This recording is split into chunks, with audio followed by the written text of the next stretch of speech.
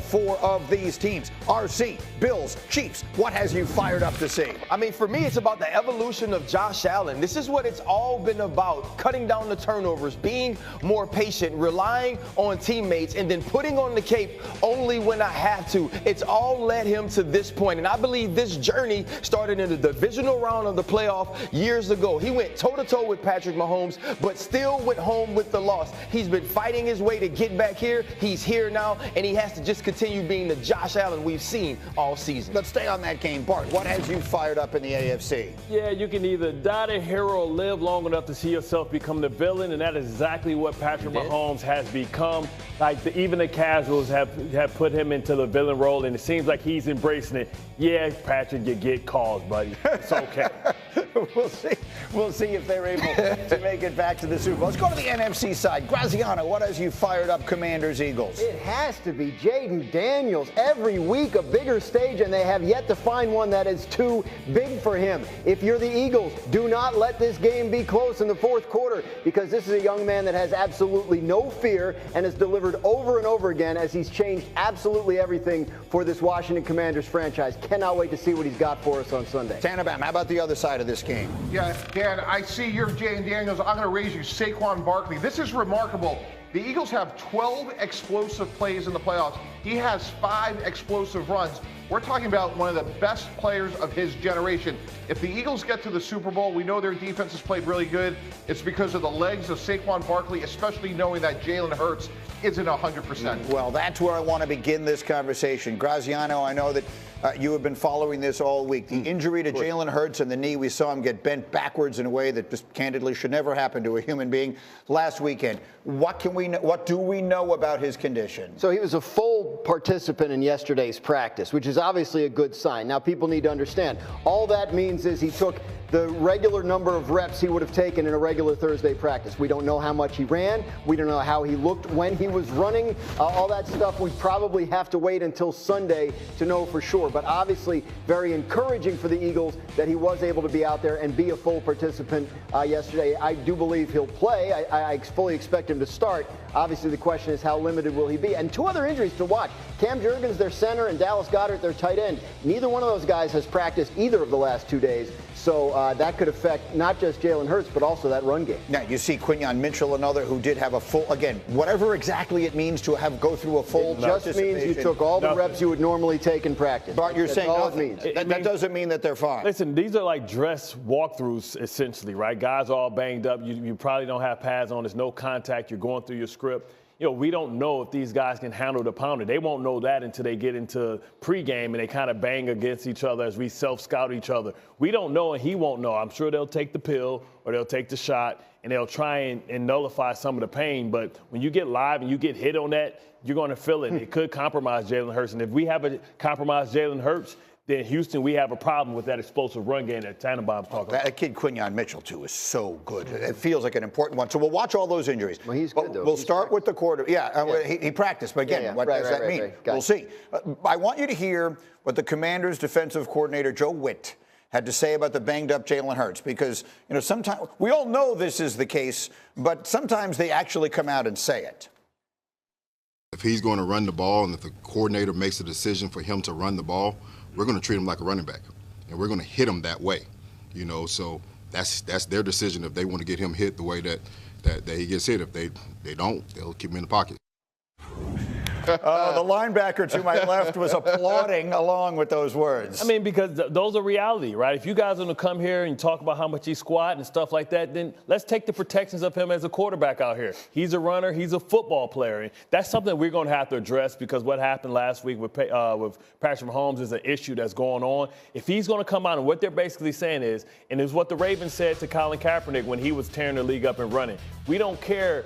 We're going to give you a give every time. We're going to hit you every single time. And if you want to continue to put your quarterback at risk, then maybe he won't make it through the football game. And you got to ask yourself, do we need his arm or do we need his leg? Imagine that being your best friend, Joe, and that's how he talks to you, too. Yeah. Like, that's every conversation. Meaning he is your best friend. That's the way he behaves, though. Like, that's truly who he is. And He's just telling you what we all already know. He's telling you what he's saying within his meeting, that if Jalen Hurts is going to be outside the pocket and he's going to put himself in harm's way, if Kellen Moore is going to be comfortable with him playing that way, then we have to make him pay for it. And I think that's the mindset every week, but even more so this week, because as Bart said, I want Jalen Hurts to get up every time and start moving that knee around. I want him to think about protecting himself instead of gaining the extra yard. And the only way you do that is to be extremely physical with him. And I'm going to say this, and I can say this because I'm on TV, overtly so. I want you to be overly physical with him. I want you to go out of your way to put pads on Jalen Hurts. Hold him up. It's not just the normal everyday, hey, we're just playing football, let's get him on the ground. Let's make him pay for every time they bring a hurt franchise quarterback out of the pocket to be a ball carrier. Agreed. We got two defensive players here. If he's not 100%, it really changes this whole offense, the zone reads, the RPOs. It becomes more about Saquon Barkley. Jalen Hurts is his most dangerous when he can be from the pocket and with his legs. So I think what Joe Witt's saying is really fundamental. If we could limit him just to be one way, it really changes the complexion of their whole offense. I can actually give you numbers. So, Cindy, let's put up A39.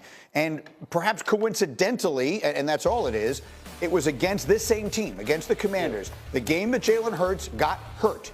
In the second half, when he is not out there and they're playing with Kenny Pickett and they don't have that same threat of the quarterback in the run game, that's the game where Saquon got shut down. Yes. Look at him in the second half. Under 2 yards a carry. 4 times he was stopped for a loss. It changes it schematically. It changes the whole game. It changes it schematically. And obviously it's the production, but it's not the production. It's the assignment football that changes for you. When you have to pay attention to Jalen Hurts, now you're getting defensive ends who don't get opportunities to crash. Your backside linebacker has to be the scraper. They penetrated in the second half each and every down because they knew there was no threat of quarterback run. Joe Witt moved Frankie Louvu up to the line of scrimmage. Now they're playing with 5-man fronts. It was an entirely different team in that manner. Now, what's the other answer to that?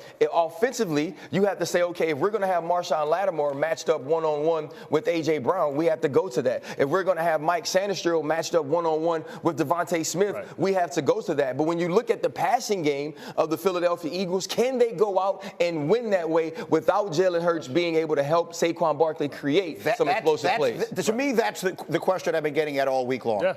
If this becomes a question of them the Eagles needing to throw it to win, they've been so hesitant for whatever reason. They haven't had to, so it is what it is. But, I mean, are they confident? Are we confident that Jalen Hurts can throw the ball, throw the Eagles to the Super Bowl? Based on what we've seen this year, I am not confident. Now, he hasn't been consistently accurate. He hasn't been consistently productive with his arm. And if he can't run and there's not that threat, I do think it makes it a lot easier for Washington to defend them. Can I be fair? Can I be fair? Right? And I know you watch ball. I know you watch ball. I know you watch ball.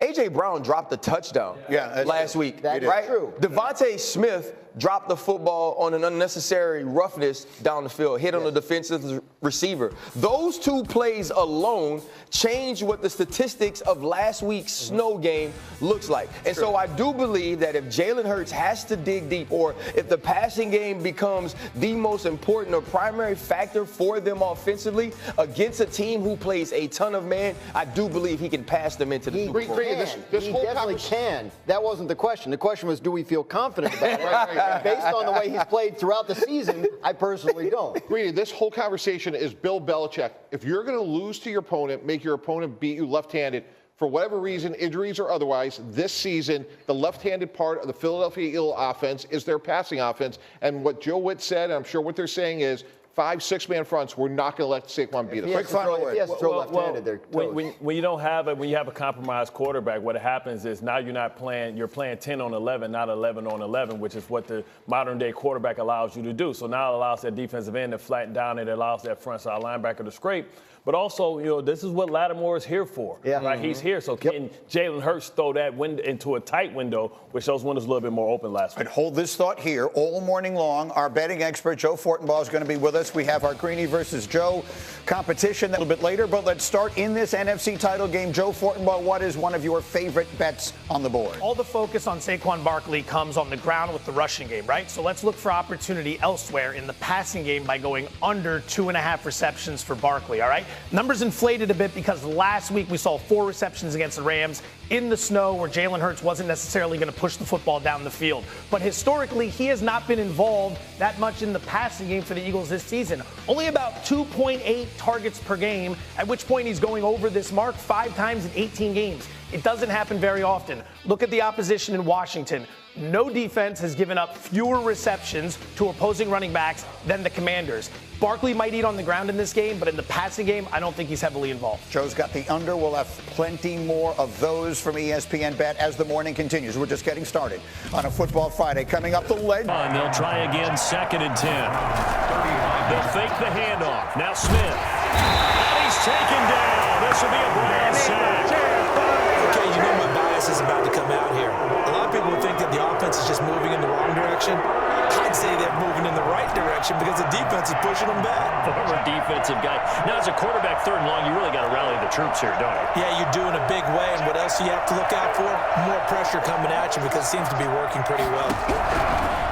3rd and long, it's Smith escaping the pressure right. Slings this deep. This is caught inside the 15. And he takes it in. Touchdown, Washington. Capital at FedEx Field in Landover, Maryland. They love their football in this part of the country, and this crowd is ready to go as their guys will match up with the Buffalo Bills.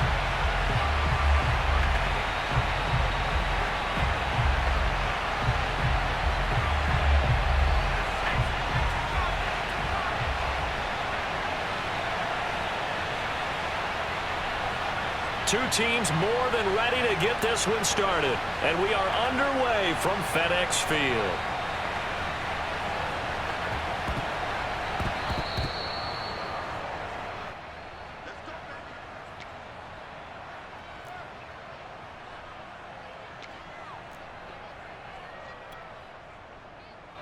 Ball up to the 35 now as they come up on 1st and 10.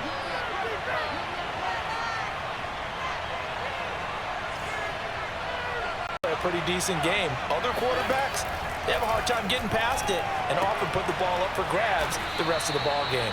And a productive gain out to the 14 after starting at the 7. It's a gain of 7. 7 yards the pick up there. 3 yards remain for 2nd down.